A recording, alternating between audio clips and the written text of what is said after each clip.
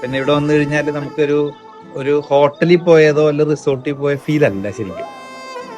നമ്മുടേതായ ഒരു സ്ഥലത്ത് പോയ ഒരു ഫീല്. അതിലിപ്പോൾ നിങ്ങളോടുള്ള അറ്റാച്ച്മെന്റ് കൊണ്ടാണോ എന്താണോ എന്നറിയില്ല.